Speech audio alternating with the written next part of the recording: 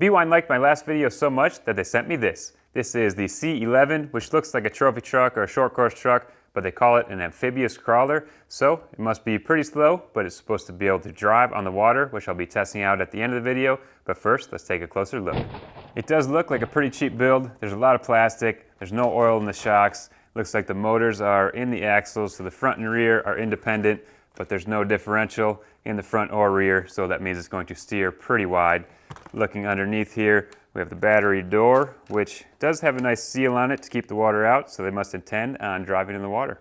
The first thing I noticed about the radio here is that it's a pretty tight fit. My hand barely fits in the groove there, but also there's an audible click to the throttle and the steering, which means they are non-proportional, which is a bit of a bummer for me. I really enjoy the precise control you typically have with an RC to be able to give it just enough throttle, just enough steering to do exactly what you want.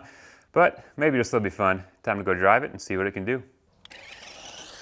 Okay, there's the top speed. Faster than walking pace at least. And here's how tight it can turn.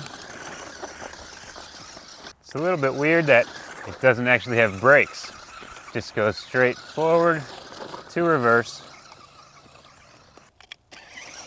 Here's a bit of a crawler hill. See if it can get the grip. Oh. Couldn't get that turn. Still couldn't get that turn. Come on, get over there. Now you see the front working, rear not working. And it's struggling. Maybe it needs more of a running start. Turn now. Still not enough. Oh, but it scoots and makes it. How about a similar line to what the tank did? Oh! Ah. Definitely does not turn like the tank, that is for sure. Oh, not enough power to, there we go. Had to clear the rock, and it's through. I'll be surprised if it can make a lap on the Endurocross track, but we'll find out. Here's the big test. Yep, not enough that time.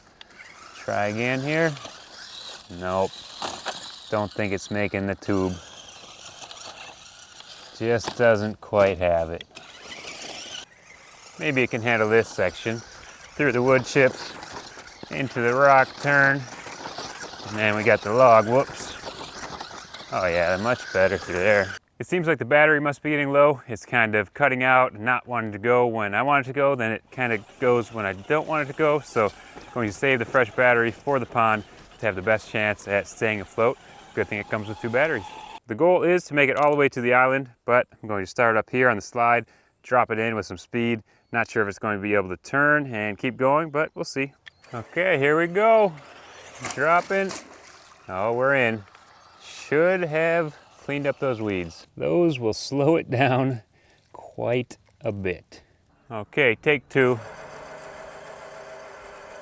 Uh-oh, wheels are wet. Just a little bump should do it. And we're in. We're moving. Not very fast. But it's turning a bit. I think it'll make it. Just gonna fast forward this part. And it made it. Cut out a few times, but that is a success. Now, can it make it back?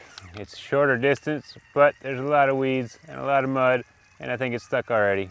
Yep, it's stuck. And now I get to surf this boat about 10 feet to rescue it. Oh yeah, that's just some deep mud over here. Never getting out of that. Ooh, check out the goo on there. It's got to go back in the water to get cleaned up.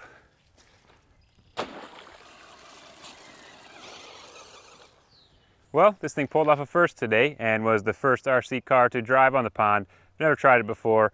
I know some of the faster ones can spin the tires so fast they kind of hover on top. This one kind of just sits there, floats, and puts its way along.